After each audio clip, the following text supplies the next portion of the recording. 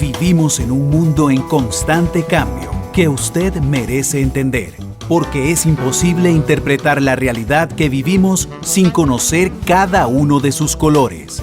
Porque muchos son los tonos de la actualidad. Presentamos Matices. Una producción de Noticias Monumental.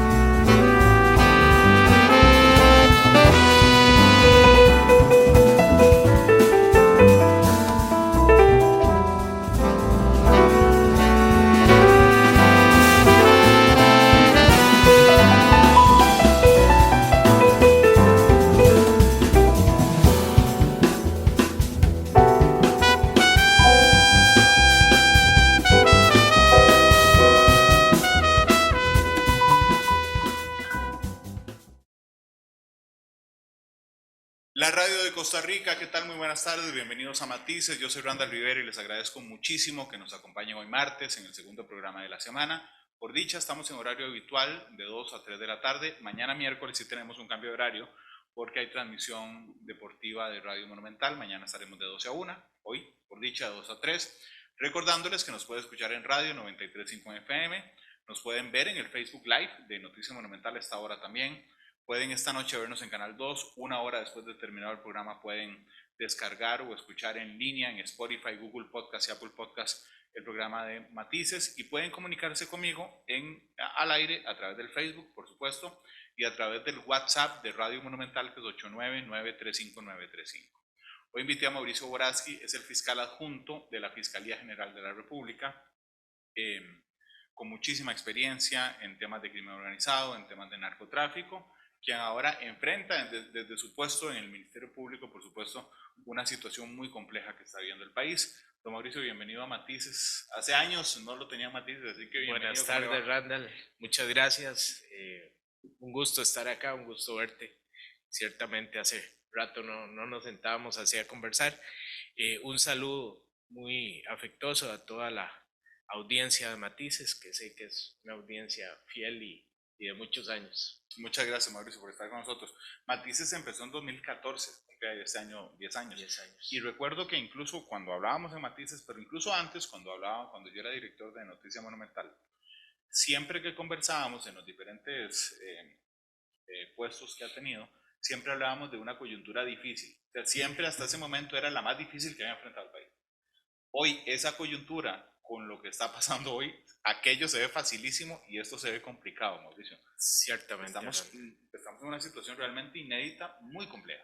Sí, desgraciadamente, pese a que las advertencias creo que no solo venían de voces internas, sino que la experiencia y la historia comparada de América Latina de algunos países nos daban alertas que comentábamos en aquel momento como cosas que podían pasar, situaciones de las que debíamos cuidarnos. Creo que desgraciadamente hoy estamos viendo ya consolidadas muchas de ellas, lo cual nos pone quizá en el momento más complicado que hemos tenido, por lo menos en los últimos de 20 a 30 años, la situación más complicada de seguridad que tiene el país, misma que se agrava no solo por el contexto internacional en cuanto a temas de seguridad, sino que además con una situación económica muy particular que ha venido afectando seriamente, no en este último periodo, sino ya durante varios periodos, el tema de inversión en materia de seguridad. Y todo esto creo que confabula, desgraciadamente, para tenernos en lo que estamos hoy, una situación muy, muy difícil, donde no podemos doblar la rodilla ni para agarrar impulso, porque de lo contrario, creo que igual países como Ecuador nos lo dicen, no podemos ceder un espacio, si no las consecuencias pueden ser muy nefastas. Sí, el tema es que llevamos muchos años cediendo espacios, ¿verdad? Cediendo espacios que no nos parecía que eran prioritarios, correcto, y que hoy sí, correcto, como la atención social, por ejemplo. Yo quisiera recordarles que el Ministerio Público, la Fiscalía, como le conocemos todos popularmente, trabaja en un marco legal que no diseñó la Fiscalía. O sea, es decir, investiga y dirige, digamos, la acción penal en un marco legal que no define los fiscales, lo definen los diputados a través de leyes aprobadas. ¿Por qué hago esta aclaración? Porque mi pregunta, Mauricio, es si legalmente hoy estamos blindados y listos, o sea, tenemos las herramientas suficientes legales ante el escenario que estamos viviendo. Randall, es una pregunta bastante complicada. Yo inicio por decirles lo siguiente y compartir esto con la audiencia. El Ministerio Público tiene una función compleja, pero es una parte del sistema. A nosotros nos toca el ejercicio de la acción penal. Mucha gente dice, Randall, ¿qué es eso? Bueno, voy a ser tal vez práctico en la explicación. A nosotros nos toca investigar y resolver respecto de esa investigación. Y podemos resolver acusando a una persona o a unas personas de un delito, y podemos resolver de forma diferente, desestimando, diciendo que la causa no es delito, o que a pesar de que consideramos que la conducta era delito, no logramos obtener la prueba legal suficiente para mantener una acusación. Entonces, dentro de eso, para que se den una idea, fundamentalmente el Ministerio Público entra a partir de ¿cuándo? A partir de que se ha cometido un delito. No somos una institución de prevención, somos una institución represiva que dependemos o estamos en la estructura del Poder Judicial, con una independencia funcional, sí, con una independencia de criterios, sí, y sometidos a los principios de legalidad y objetividad. Claro, pero incluso, digamos, solo manteniéndose, digamos, en su propia tarea, por ejemplo, no tienen tareas preventivas, Mauricio, el trabajo que hace el Ministerio Público puede terminar indirectamente en prevención. Claro, claro. Y por eso nos abocamos a en muchas líneas de trabajo a diferentes temas que son prioridad, como el tema ahorita de delincuencia organizada, criminalidad organizada, porque siempre la represión, guste o no a mucha gente, al final, voy a decirlo de una manera tal vez muy sencilla, lanza un mensaje, le genera un mensaje a la gente de que no debe cometer delitos, no debe involucrarse en estas organizaciones, que es lo que estamos hablando en los últimos días, porque puede tener una consecuencia sumamente grave. Y cuando digo sumamente grave, Randall, significa desde estar un solo día en prisión, ya sea prisión preventiva o una condena. Y necesitamos sobre todo que nuestra población más joven vaya entendiendo esto, porque los mensajes que están recibiendo son nefastos, los confunden, los utilizan, los manipulan, y al final para estas organizaciones criminales, estos muchachos jóvenes y sobre todo ya hasta menores de edad terminan siendo desechables. Claro, completamente, que es tal vez la verdad que nos enfrenta.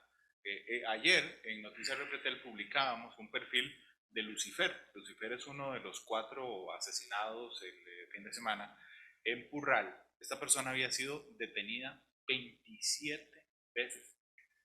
Y además un ejercicio muy sencillo. Entra a las redes sociales de esta persona y lo que se encuentra son videos con armas amenazando a otras personas. O sea, es decir, ni siquiera, Mauricio, existe un temor a decir yo no voy a subir un video con una pistola amenazando a otro grupo rival porque la policía se va a dar cuenta o las autoridades se van a dar cuenta que yo pertenezco a otra banda y que tengo armas. O sea, ni siquiera existe un miedo a la acción de la ley producto de la historia que se le ha vendido a los jóvenes, de lo chiva que es, en algún caso, no sé por qué, estar en bandas criminales.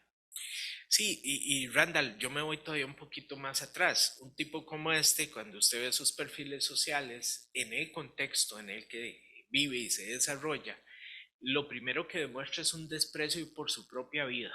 Sí. Y por lo tanto, cualquier persona que llegue a su alrededor va a recibir de este tipo de delincuentes, de este tipo de personas, el mismo trato para con ellos mismos. Es un desprecio absoluto por la vida y la integridad física. A ellos les interesa nada más vivir en ese mundo loco, revolucionado en que viven y fundamentalmente causar daño, despedazar vidas y despedazar sueños. Eso es lo que hacen. Lo curioso es que nunca tiene un buen final. Yo, vieras que preparando la entrevista, intentaba decir, bueno, ¿en qué se inspiran para decir, vea, es que está este ejemplo de un narco famosísimo en el mundo que terminó bien? Mauricio, nadie termina bien.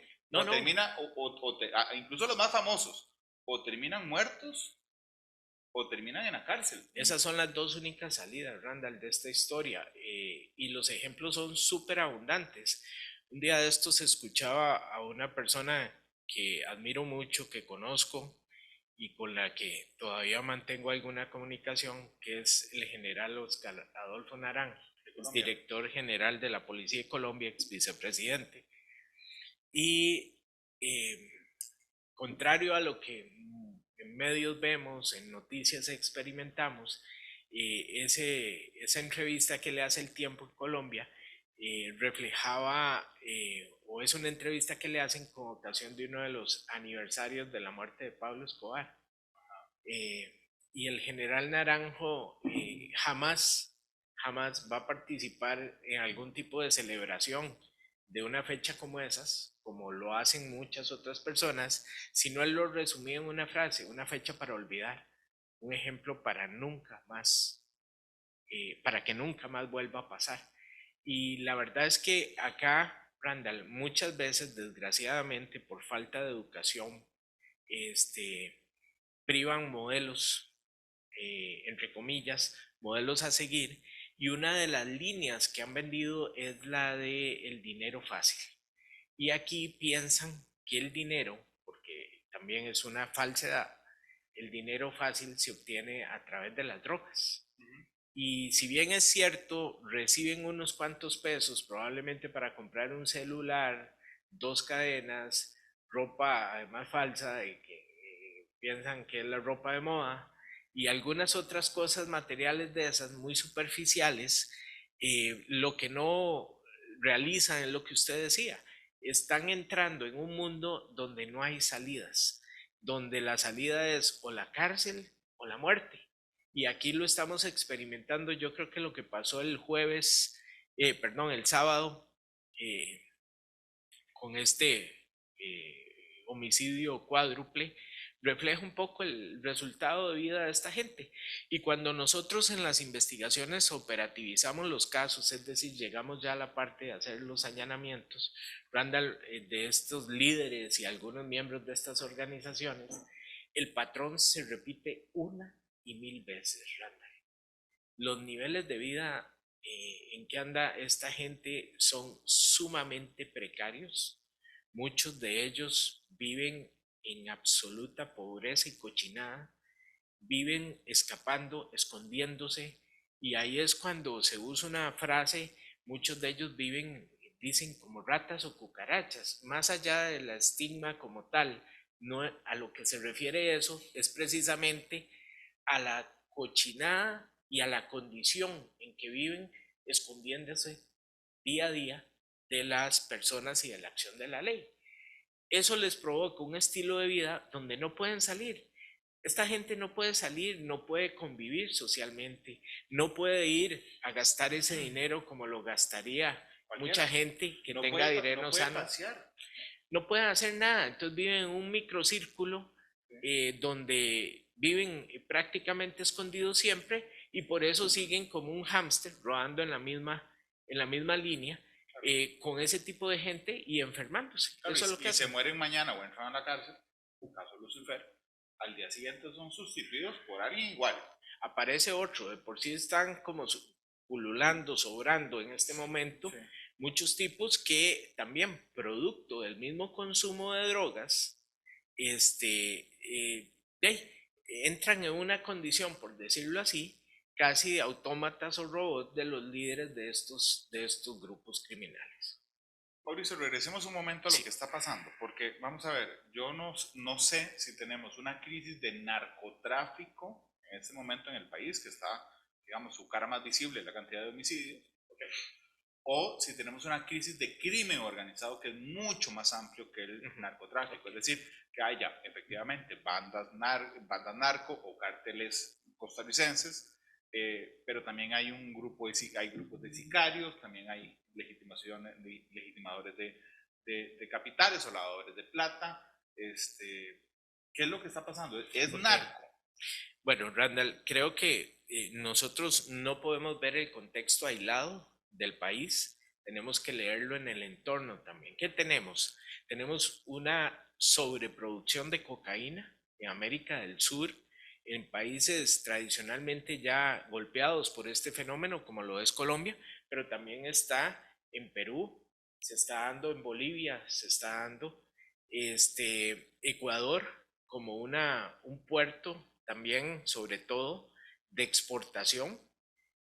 Venezuela, tradicionalmente sacando cantidades de cocaína muy importantes hacia Europa, sobre todo.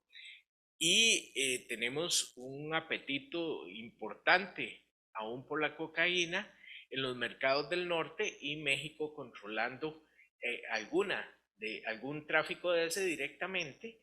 Y también ya viene el otro fenómeno que lo hablaremos posteriormente, que es el rebote ya que tenemos también de droga sintética, el fentanilo y otras, pero el fentanilo como la más mortal ahorita de las drogas.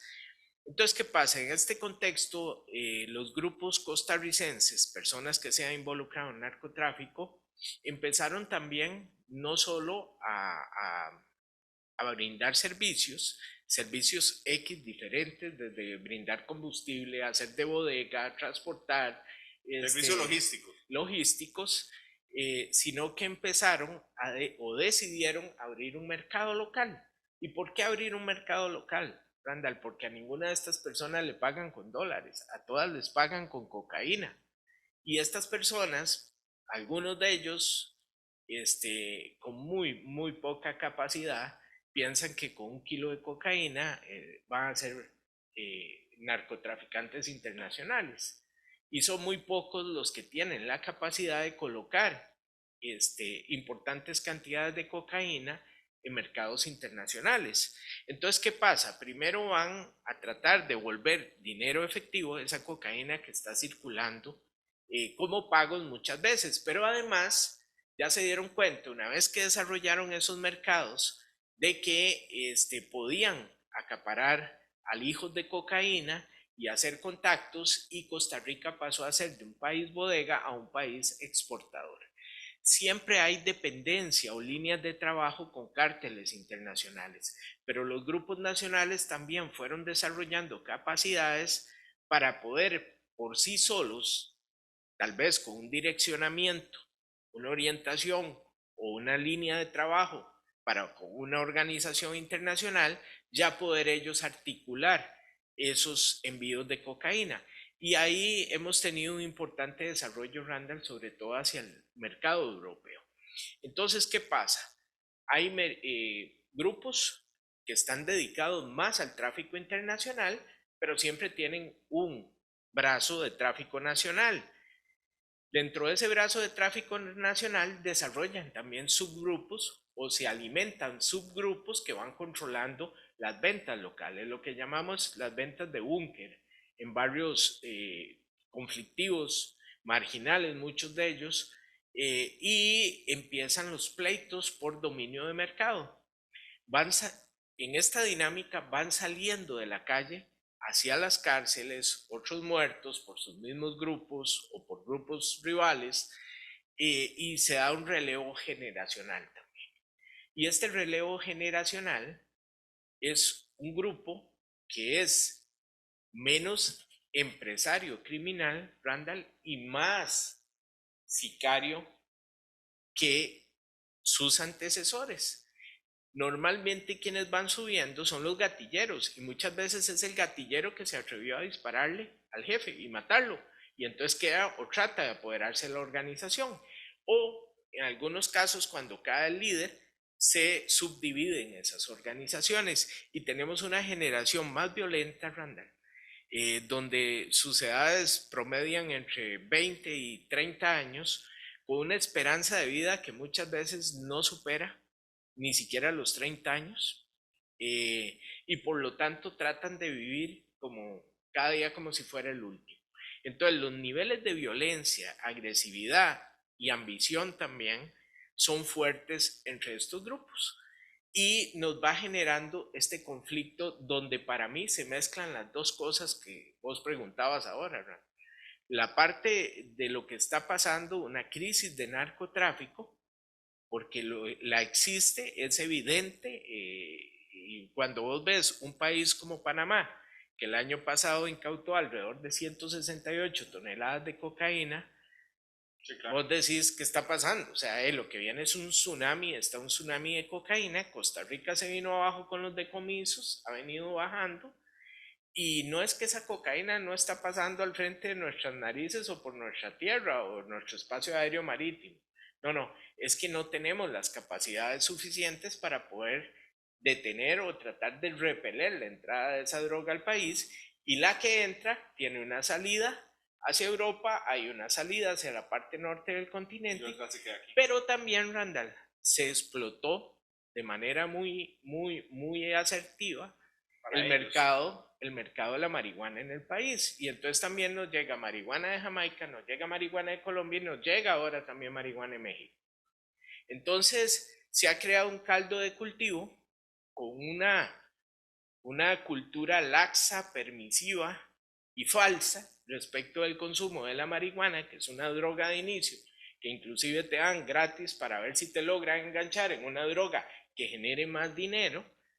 Y entonces el mercado nacional también va creciendo y nos crecen esas ventas locales, esos búnker que generan hasta 13 millones de colones por semana para un grupo de estos, y por lo tanto los van a defender a muerte, como está pasando. Claro, y van a ir a ganar más búnker también. Exacto, y empiezan líderes ambiciosos, atrevidos, que entre comillas, Randall, no respetan reglas del propio mercado ilegal en el que viven, y genera esto mucha violencia, y eso es lo que estamos en este momento experimentando. Vamos analizando lo que nos acabas de contar, porque a mí realmente me parece muy interesante. Ok, hay una explosión de producción de cocaína. Okay, realmente a través de agroquímicos, a través de ingeniería agrícola, lograron sacarle más cosechas de coca a la tierra en Sudamérica. De hecho, Randall, te anoto un dato interesante tal vez de eso.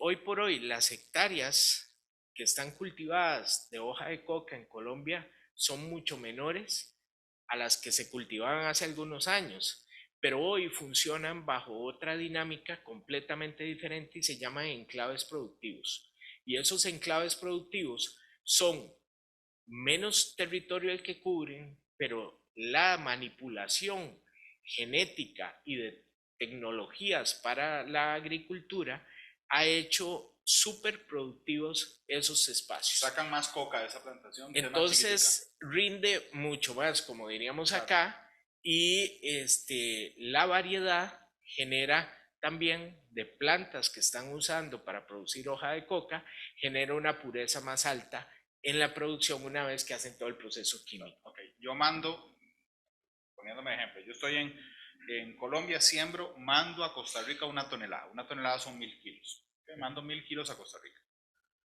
Ok, yo recibo en Costa Rica y tengo varios mercados.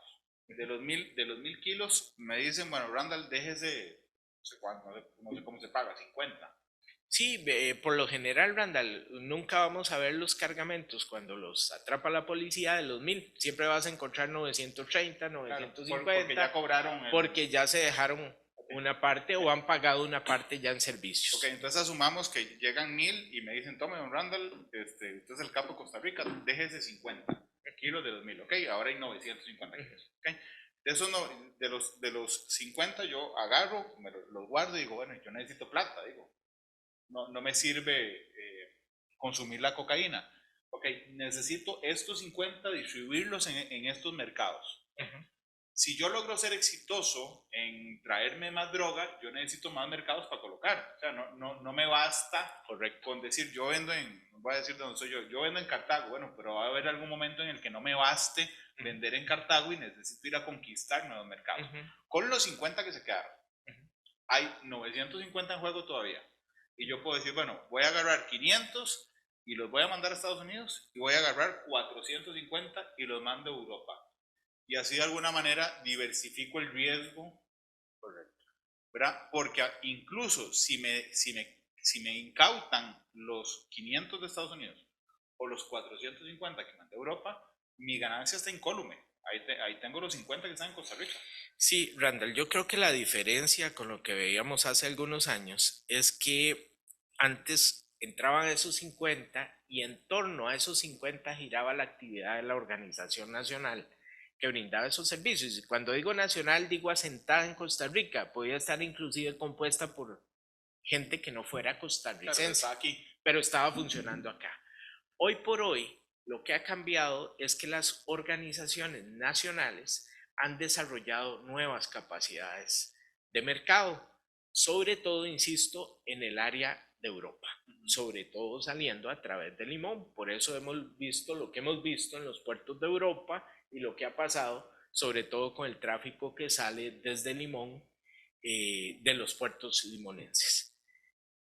Eso cambió, porque ahora ya sí tenemos gente en Costa Rica y costarricenses algunos que pueden colocar 500, que pueden colocar 400 y hasta 1 tonelada o más.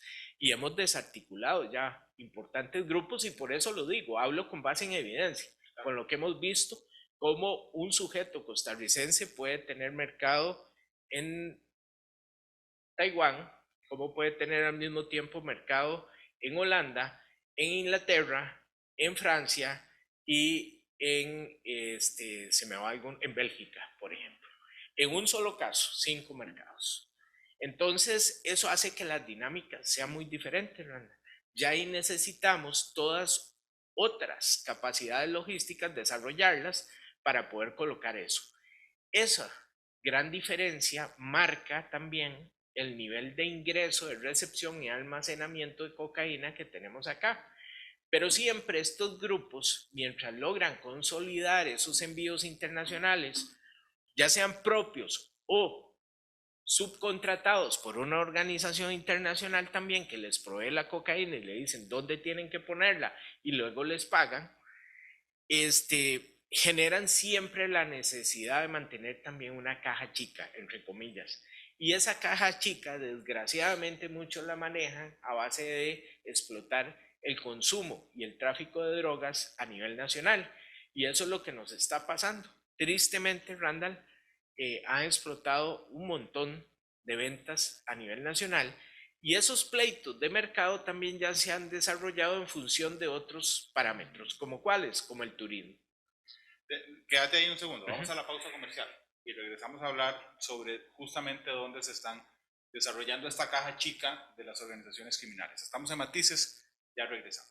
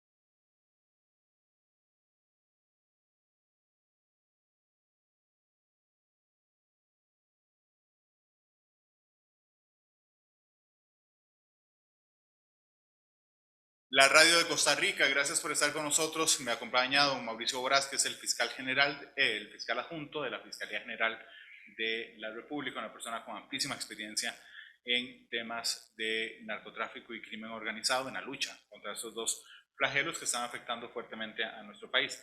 Estábamos hablando de cómo la tecnificación y, digamos, el mejoramiento de las bandas criminales que hoy tienen acceso o han logrado acceso, digamos, a mercados mucho más amplios, genera también que tengan que liquidar la cocaína que se ganan en ese proceso y otras drogas en Costa Rica. Y que eso ha venido generando afectación en otros sectores y también otros sectores que aprovechan, Mauricio, para hacer plata esa droga que reciben. Y no hemos llegado al proceso donde aún tienen que limpiar la plata que hacen de esa que droga. a eso tenemos que llegar necesariamente, porque esa ha sido, digamos, la otra explosión paralela, las capacidades para legitimar capitales en el país. Claro. Me hablabas del sector turismo particularmente. Sí, hemos visto, obviamente, en la parte sobre todo de Guanacaste y Punta Arenas, cómo ha habido una transpolarización de los grupos criminales. Y voy a ser claro, han salido grupos criminales que normalmente operaban con mayor visibilidad en Limón y ya los vemos presentes en la costa de Guanacaste y en la costa pacífica. ¿Y por qué, Randall?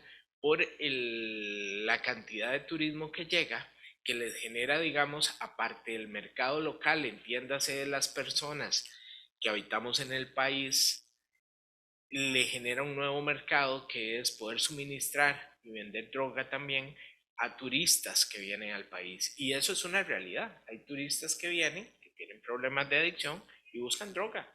Y hay turistas que vienen pensando en consumir droga en el país. Más sencillo que en otros países. De alguna manera y con una, digamos, perspectiva de que el país está localizado, desgraciadamente, Randall, en este corredor de tráfico internacional, sobre todo de cocaína, y bueno, ya piensan que es muy fácil venir aquí y conseguirla. Claro. Pero Mauricio, Y barato, comparado con lo que se vende en Europa, sí, por ejemplo. y barato, porque, bueno, sí, porque cuando la cocaína llega a Europa, ya tuvo tiene, que pagar mucho. ya sí tiene un precio totalmente mucho más alto que el que tiene acá. Y lo mismo pasa con respecto a Estados Unidos. Claro. Mauricio, hay algo que a mí me parece una contradicción en la lucha como país respecto al narcotráfico. Nosotros le ponemos mucho acento, la gente, o sea, no todas las autoridades, la gente y las autoridades también, a la droga que sale del país. O sea, es decir, todos decimos, escáner, rápido, escáner, para que en los puertos la droga no salga. Y es importante, innegablemente. Pero el origen del problema no es la droga que sale. O sea, el origen del problema es la droga que entra. Claro. Si yo solo controlo la que sale, tengo al país inundado de droga. Si yo controlo la que entra, puedo frenar el ingreso indirectamente, frenar la salida porque no va a ingresar, pero además ahorrarme los problemas que me genera el consumo interno. El tener esa droga en el país. Pero no me parece que lo tengamos en primer lugar. Randall, es difícil porque realmente, insisto, las capacidades reales que tenemos para detener esos flujos y blindar nuestras fronteras, y cuando digo blindar nuestras fronteras me refiero a ese ingreso, y cuando digo son fronteras marítimas, terrestres y aéreas, es muy poca y dependemos también de la cooperación internacional para poder desarrollar bien esa capacidad o desarrollarla mínimamente. Y la cooperación internacional en estas materias, por diferentes razones y fenómenos que está experimentando el mundo y la región, ha venido a menos. Entonces, sigue siendo una de las grandes desafíos que tiene este país, cómo fortalecer de verdad nuestras fronteras para que toda esa droga, ojalá pudiéramos blindar el país y pasar directo todos esos cargamentos. Yo siempre digo, Randall, y esto en sentido figurado, y es un poco tal vez burda la frase que voy a usar, pero si pudiéramos sacar a Costa Rica y parquearla a la par de la isla del Coco, nuestra historia sería otra, muy diferente. Claro, incluso si le pusiéramos, usando el sentido figurado, un túnel gigante y pasa por afuera, la historia interna sería otra. Lo que pasa, le voy a contar, Mauricio, yo hace menos de un mes fui a Paso Canoas. Digo, es asombroso, y lo digo desde lo constructivo, la absoluta ausencia de vigilancia que hay. ¿Sabes? se puede recorrer el país sin ningún problema, con lo que sea. Pero además, estando en el sur-sur y todas esas carreteras, yo decía que qué interesante, porque yo entiendo que las vías de acceso, no las de salida, sino las de acceso de drogas a Costa Rica son muy fuertes por el Pacífico, unas y por Limón otras. ¿Ok? Pero en el Pacífico Sur entiendo que es muy fuerte el ingreso de cocaína y uno no ve la presencia, digamos, policial fuerte como si la nota en el Caribe del país. Claro. Y Randall, más allá de eso, hoy por hoy, muchas de esas capacidades deberían ser tecnológicas. Sí, completamente. Y dirigir específicamente el recurso o inteligentemente, porque el recurso pues no es abundante. El problema es que nosotros no hemos logrado como país entender la necesidad de esa inversión y del desarrollo de esas capacidades. Y hoy, de alguna manera, estamos pagando esto. Realmente nuestro Servicio Nacional de Guardacostas, nuestro Servicio de Vigilancia Aérea, nuestra propia Policía de Fronteras, carece de esa tecnología y no solo de eso, carece ya de recursos básicos para poder desarrollar su trabajo. Y ahí es donde la historia cambia. Yo le puedo decir, Randall, con absoluta conocimiento de causa, no solo porque yo sé que usted también lo ha escuchado, pero si no, ya puedo decir también que lo vi y lo viví a la par de personajes muy relevantes en Colombia, que Colombia cambió su historia interna y desgraciadamente en dos sentidos. Para bien, a partir de que entendió, y ellos se lo dicen a uno así, que para luchar contra el narcotráfico y levantar el país, y se señalan así el pantalón, hay que tocarse la bolsa. Es decir, el país tiene que entrar en esa conciencia de que debe hacer inversión en tecnología, en autoridades, en el sistema como tal, fortaleciendo la institucionalidad. Y eso es algo en que Costa Rica se quedó ya hace algunos bastantes años. Y hoy por hoy, revertir esa falta de inversión exige un esfuerzo sobrehumano. Los presupuestos, Randall, se nos hacen diminutos en días para poder sostener y desarrollar operaciones, pero además de eso, la contención que necesitamos no se está ejerciendo adecuadamente. Y también la ayuda internacional decía, por diferentes razones, como por ejemplo los fenómenos migratorios, que han generado mucha tensión en ciertos lados, hacen que algunos recursos se redirijan hacia esos sectores y desprotejan un poco esa cooperación que se daba en esta materia. Vos sabes que recuerdo, yo entrevisté al expresidente de Colombia, Andrés Pastrana, para un documental de la periodista y productora costarricense Francina Delgado sobre el acuerdo de paz con las FARC. Con las FARC. Y fue una entrevista tan interesante porque hubo un momento en el que yo le planteé al presidente Pastrana de Colombia si a él las FARC le habían tomado el pelo durante el tiempo en que estaban negociando la paz, pero tenían un montón de secuestrados en el monte. Yo le dije, presidente Pastrana, usted le tomaron el pelo. Y me dijo, bueno, si usted lo quiere ver así, pues lo ve ver así. Pero realmente, mientras estábamos en esa negociación, lo que estábamos haciendo es, no recuerdo los datos exactos, pero creo que duplicó el número de policías, aumentó la cantidad de helicópteros artillados, aumentó las armas, o sea, es decir, modernizó lo que a la postre se convertiría en un momento en el ejército de Colombia y fue una policía nacional, las herramientas que le permitieron a los gobiernos posteriores, como el del presidente Uribe, cuyo director de policía era el general Naranjo, tener una lucha más de tú a tú contra las bandas criminales. Claro. Es que hoy, Randall, yo creo que eso es lo que estamos viendo. Cuando usted ve un atentado fallido como el segundo que se dio en Limón, ahora a principios de este mes, donde para realizar el asalto armado a una casa se bajan 24 tipos, de que 17 llevan fusiles de asalto, es un tema serio.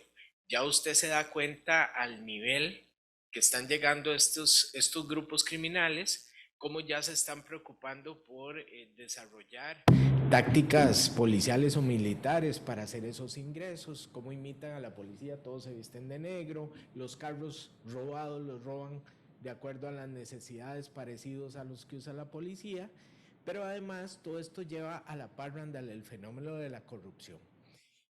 Eso es también otro aspecto que está marcando la realidad costarricense, y también en eso el reclutamiento de hoy exfuncionarios de diferentes cuerpos de seguridad del país que están ya trabajando para estas organizaciones. Todo esto hace que el fenómeno se vuelva más complejo, más peligroso y que requiera también de esta inversión que desgraciadamente no está llegando como debería a los diferentes cuerpos de seguridad.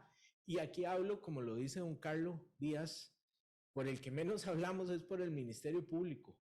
El primero que nos preocupa como Ministerio Público precisamente es la fuerza pública, que es esa fuerza de prevención, y el organismo de investigación judicial, principalmente, primordialmente, que es esa fuerza de represión. ¿Qué pasa, Randall? Cuando usted ve un homicidio a 300 metros de tribunales en Limón a las 7 de la mañana, mientras la gente está desayunando, o el de Cartago, al costado de una escuela, esto, y yo lo digo con justa prudencia, yo no puedo pretender tener un policía en cada esquina, y es imposible, ningún país lo puede hacer, pero la presencia policial a través de la adecuada ubicación del recurso y del uso de tecnología disuade a estos delincuentes. Es decir, si estos delincuentes piensan matar a alguien enfrente de una escuela y esa escuela tiene un programa de vigilancia y protección por parte de la policía y hay presencia policial, no lo van a hacer. Claro. Directamente no enfrentan todavía a los grupos criminales, a los grupos policiales. Pero si nos descuidamos, pronto lo harán. Claro, porque hace tiempo usted podría no tener un policía en cada esquina, pero usted le tenía cierto miedo a hacerlo cerca de la delegación o hacerlo a la luz del día. Hoy no les importa. Yo he contado esto en varios programas, pero creo oportuno contárselo a don Mauricio. Nosotros en Noticias Repetel, en la cobertura de las detenciones de los allegados de El Diablo, tuvimos acceso periodístico al expediente completo. Mauricio, cuando yo leí el expediente y leí un episodio que a mí me asustó muchísimo. 2 oficiales de tránsito detienen a 2 motociclistas. 2 oficiales de tránsito nuevos en una zona. Detienen a un motociclista. Cuando lo detienen se dan cuenta que es del diablo, ¿okay? Que anda 2 cosas. Anda un arma y anda 2 kilos de cocaína. Y yo no sé cómo los tipos se dan cuenta que acaban de jalarse una torta, porque detuvieron a alguien del diablo. Entonces, lo que se lee en el expediente, con las cámaras, por cierto, que están afuera de las propiedades, es que los oficiales de tránsito llaman a la fuerza pública y esconden ellos mismos el alijo de cocaína, para que cuando llegue la fuerza pública y el OIJ, la única torta sea la posesión del arma. Entonces se logra evidenciar en los videos que después analiza el Ministerio Público para ya la parte operativa del caso, cómo los oficiales de tránsito patean el bulto con cocaína de tal manera que la única causa que se le abre a los motociclistas sea la posesión de arma, que en este país es penada de manera ridícula, tanto la posesión de arma legal como la posesión ilegal de armas. Digo, están infiltrados muchos cuerpos policiales. Randall, esa es la realidad, y por eso yo decía que el otro gran ingrediente de esta tragedia que está pasando en el país es la corrupción. Y usted lo ve en reiteradas ocasiones como en las diferentes operaciones que realizamos, insisto, sobre todo con el OIJ, pero también con la Policía de Control de Drogas nos ha pasado. Al final terminamos deteniendo funcionarios policiales de algún cuerpo y ya no escapa ninguno. Creo que hemos pasado por todos e inclusive, lo digo claramente, a lo interno del Ministerio Público también lo hemos tenido. Entonces ya usted lucha contra las organizaciones criminales, pero también ya luchamos contra células que están dentro de diferentes organizaciones, porque esto no es solo la policía, son las municipalidades, son diferentes organizaciones del Estado que son apetecidas por estos grupos criminales para poder desarrollar diferentes actividades. Lo hemos visto hasta dentro de los bancos.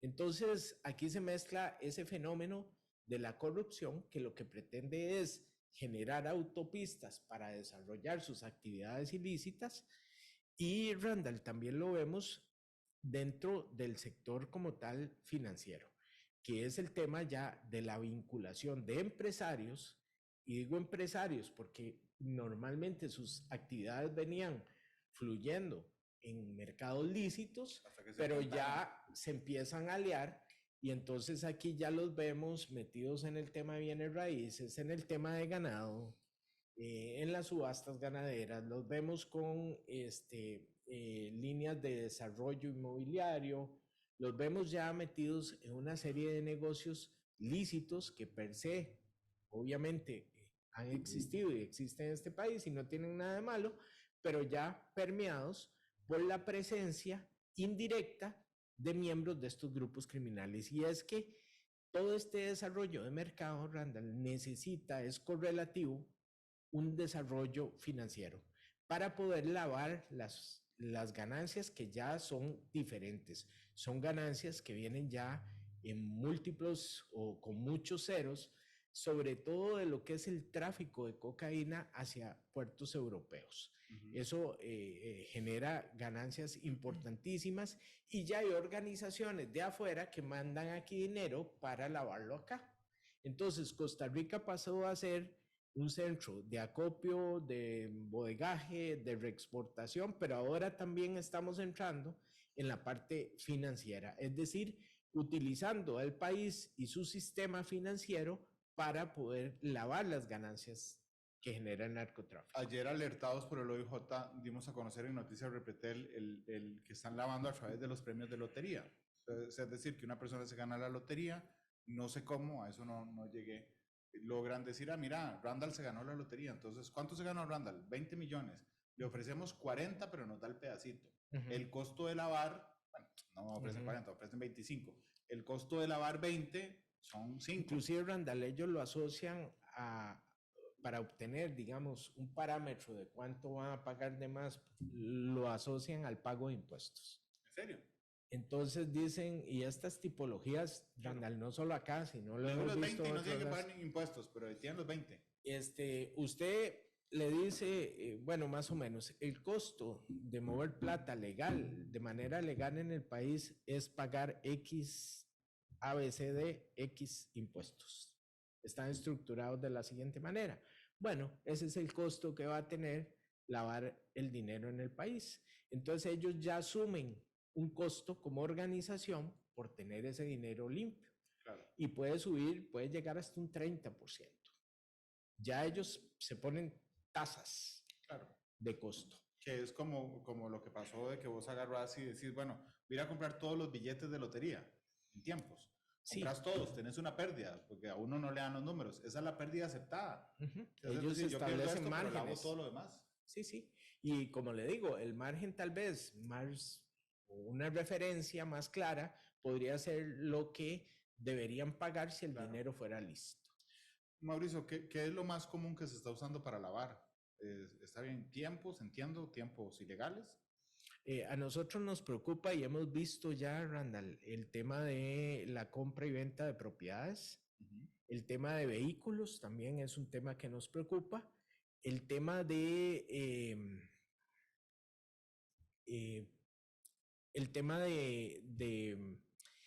buscar establecer negocios lícitos que aparecen de la noche a la mañana, donde los costos sabemos que son altos, pero el producto que venden es muy barato.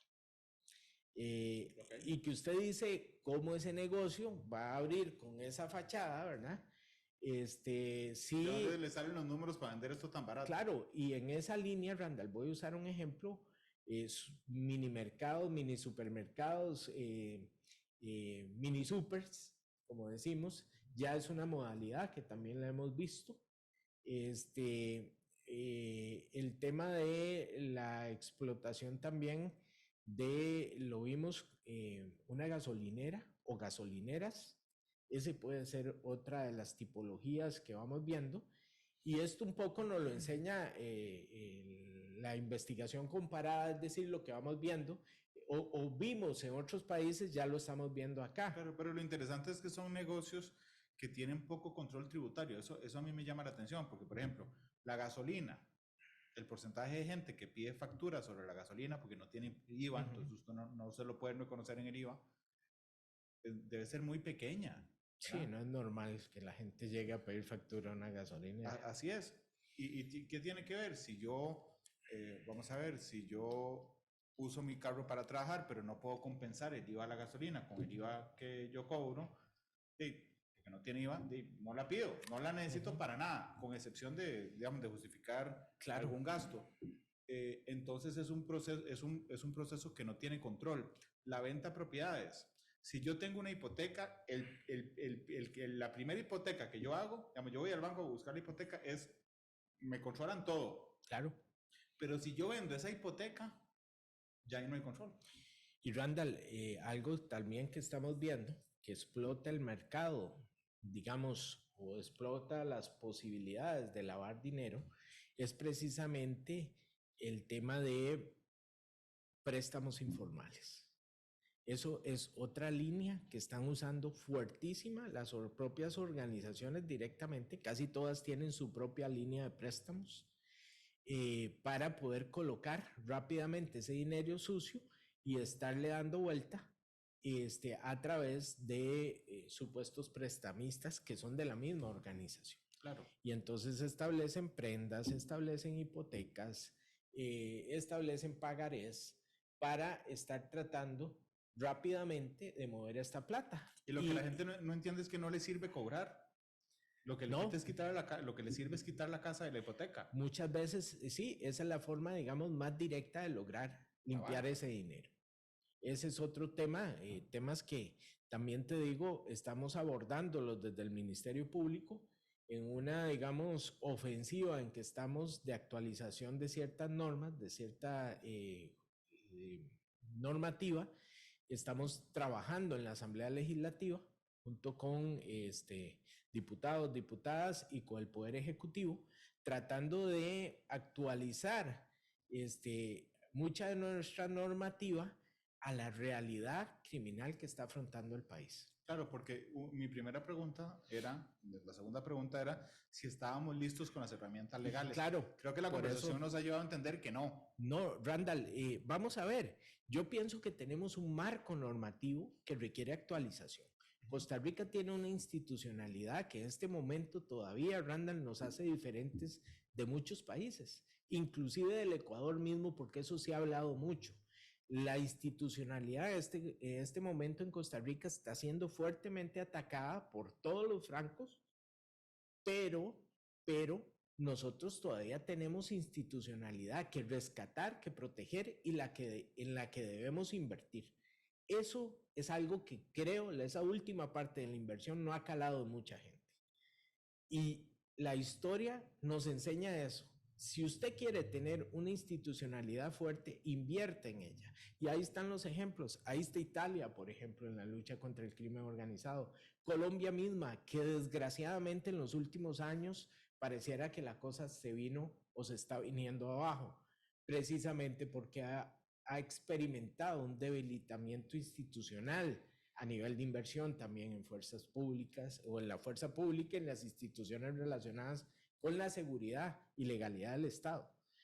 Pero, Randall, desgraciadamente en esa parte sentimos que el país sí necesita rápidamente modernizarse en ciertas cosas y estamos trabajando en ellas, pero seguimos con la necesidad de inversión. Yo insisto mucho en eso, Randall. ¿Por qué? Porque hoy por hoy, para abrir un teléfono, no de estos más moderno que nosotros básicamente lo que necesitamos es tecnología. Y hoy por hoy, la información que nos da un aparato de estos, Randall, superan mucho las capacidades de investigación en calle que tienen los diferentes cuerpos policiales. Y lo único que necesitas es plata para... No en vano, por ejemplo, el Departamento de Ciencias Forenses en Corea, Randall, se llama Forense Digital.